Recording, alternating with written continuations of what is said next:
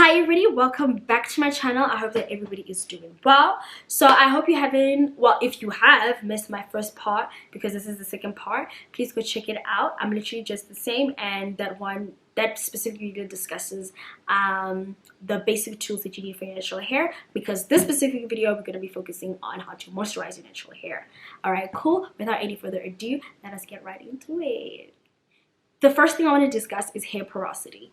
Hair porosity basically refers to how well your hair can absorb and retain or hold moisture. So a couple of you guys maybe have noticed that after you put on products and you sleep, the following day it's like your hair has not been moisturized in over a decade. Okay, that's because you probably have either high or low porosity. Okay, cool. But you don't know that yet because you're probably not moisturizing correctly and not using the right methods for your hair. All right, so it's important to know your hair porosity, because that will play a significant role and it will contribute to your hair growth or your hair goals that we had discussed in my previous video. Right, so the first thing you're going to need is water. Water allows for your hair to first, it's like the coolest natural moisturizer you can ever find. Water is the basics of anything. You cannot do anything without water. So if you are trying to slap on your shea butter or whatever the case may be, you use your shea butter without water, it's basically trying to apply dry paint to a wall. It won't stick. Okay, so don't do that to your hair. All right, so here's the first step. And also I use a method called lock, which you use a leave-in, you use oil, and you use a cream. That's the way I moisturize my hair, and it's been working for it, and I absolutely love it. So the next thing you're going to be using is a leave-in conditioner of some sort. I love the Jackie's Quench leave-in conditioner. This is very hydrating and it smells good. That's the amazing thing. It smells so good. I don't know what the hell they put in these things, but it smells good. And it has shea butter and olive oil. But I love this shea butter. I think I've been using this leave-in since I've done my big chop, which was end of 2016. So I transitioned and then I big chopped basically. I transitioned for a year and then I big chopped, and I've always been using this leave-in conditioner.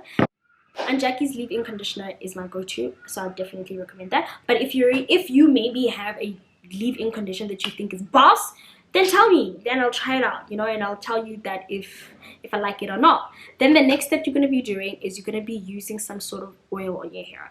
There are two types of oils. There's a thick oil, there's a thin oil, right? I love thick oils. That's just me. That's just my preference, okay? You don't gotta do what I gotta do. My top three oils that I cannot live without, like every other oil I can live without except these three, which is castor oil, extra virgin olive oil, and flaxseed oil. Okay, so I normally use this flaxseed oil. Okay, whatever. This is the lifestyle food flaxseed oil, and this is cold pressed. It's important not to purchase products that have been processed. You need to find products that are raw. The more the raw it is, I don't even think that makes sense, the better. Okay, cool.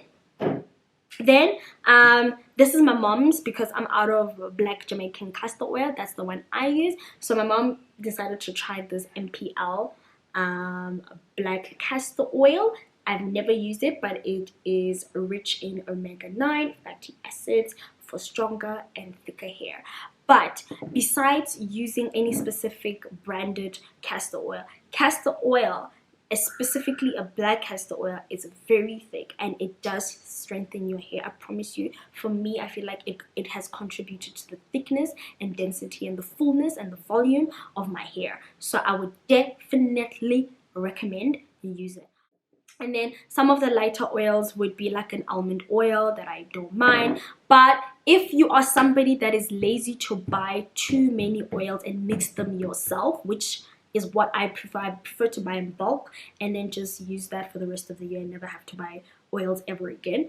You can start off with you can start off with any branded oil that's already mixed with any other kind of oil. So if this one is a flaxseed and monoi oil, flax seeds are good for you. Like I already said, I mean, I use a flaxseed oil. So all of these oils contribute to thickness and strengthening your hair. So that's why I use them. I'm not going to discuss all the oils that I use. I'm just going to discuss my staple ones. Okay, then the next thing you're going to do after you have put in the oil, sorry, I'm getting carried away. Buy an oil that is in a dark bottle. That's exactly why I prefer buying in bulk and then mixing stuff for myself. As you can tell, all of these are in dark bottles. This basically just prevents the oil from losing its natural contents. Okay, cool. This I love, but I'm not a fan of the plastic. Okay, don't love it. Also, it's important to use a bottle that has an applicator lid. So an applicator is basically this little part of the bottle that because this makes application so much easier. Because I never, promise you, put oil on my hair strands. Like, I don't. I only use the oil on my roots. That's why I use a bottle that has an applicator. I think I'm stressed. My neck hurt, my back hurts, my shoulders hurt. Okay, actually, just my shoulders actually. But anyway, using a bottle that has an applicator bottle, you can be able to focus it on your roots and not necessarily on your strands, and then naturally the oil would slowly move to your strands, so it will get moisturized eventually because the water was focused on your entire hair, so your roots, your ends, your the middle of the strands, everything. Okay, cool. Then the leave-in kind of does the same thing. You apply it throughout your hair, but the oil, you only focus it on the root, so your base, that's where you would focus your oil. And then the next thing, and my favorite part, is the creaming part. So using different kinds of creams to moisturize your hair. I am a shea butter girl. Okay, I use shea butter for my skin, use shea butter for my hair, use shea butter to cook. Okay, so I'm going to show you 3 different types of shea butters that are available in the market. I'm going to start with a processed shea butter. So it will most likely be white because it's processed. I use this as well. I separate it from my hair and my body, so I don't really mind using one that's processed, and I was actually trying it out. However, this is quite thick. It will do the job, but I'm just trying to show you the different kinds of shea butter in case you're trying to invest in one and you don't know if you're buying the right one. Okay, then the second type of shea butter you're gonna get, actually I'm gonna discuss 4, would be maybe something like this. This is like a Revlon cream butter, shea butter type of thing. So this one, it's infused, so this is obviously processed. Okay, let me share the consistency with you guys. So this one, the consistency of this shea butter, it's very lightweight. So if you're somebody whereby your strands cannot take like the thickness of a shea butter, then I would advise that you go for something that is so much lighter, but it's also shea butter. But I don't like this. I wouldn't recommend this, but I have it, I use it, it smells good. I think that's why I like it. It smells good. Okay, cool. Let me share the thickness of this one. It's white, it's thin. Let's put it there. So the consistency of this one, okay, it's gonna melt. I put too much. The cool thing about shea butter is that it melts. The minute it's in contact with your skin, it will melt. Okay, cool. So the consistency of this one, it's sticky like, but also light. Sticky like, but light, but not too heavy. Okay, this is probably the closest raw shea butter you will get available in store, specifically like a Discam or a Clicks. I'm not sure where did I buy this one, either Discam or Clicks, but this is probably the closest thing you would get to a raw shea butter. It does have the scent, so you can tell that it was not overly processed. Okay, this one in color is a bit darker, so let me show you. This is pure white, and you can see the contrast there. This one is a little bit yellowish, all right? And this one you can smell the nuts, because shea butter is made from nuts. I don't know what kind of shea butter nuts. Shea nuts, maybe.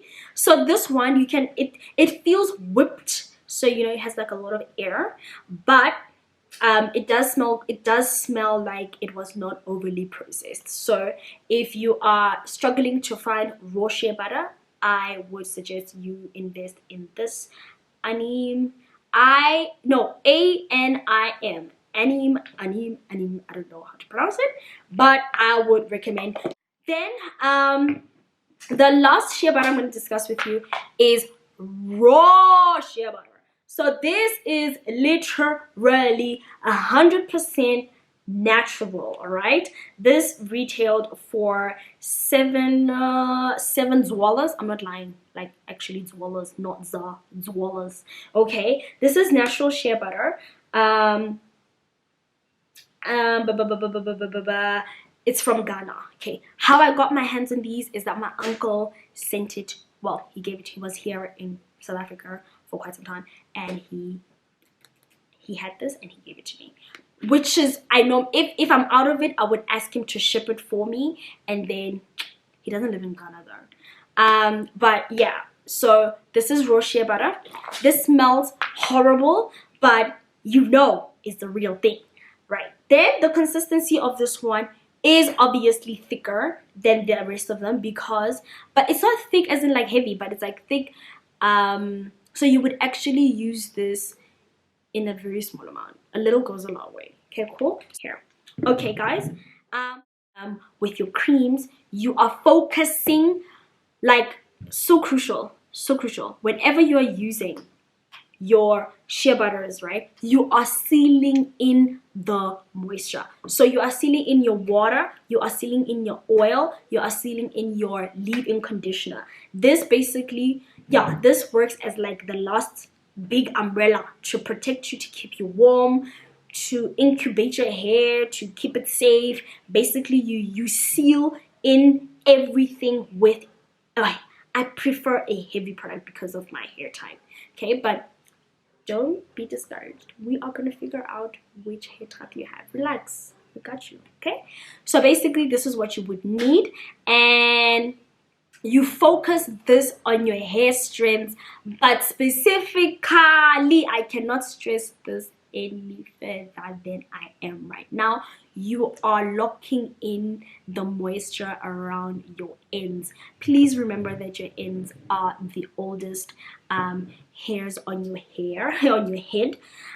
So they are more fragile, they are more prone to break, more prone to become drier before the rest of your hair is dry. So you need to ensure that you take your shea butter and you focus it on your ends and you swirl it around, and it's going to make a beautiful coil, and that's when you know your hair is moisturized fully. Okay guys, that is a wrap.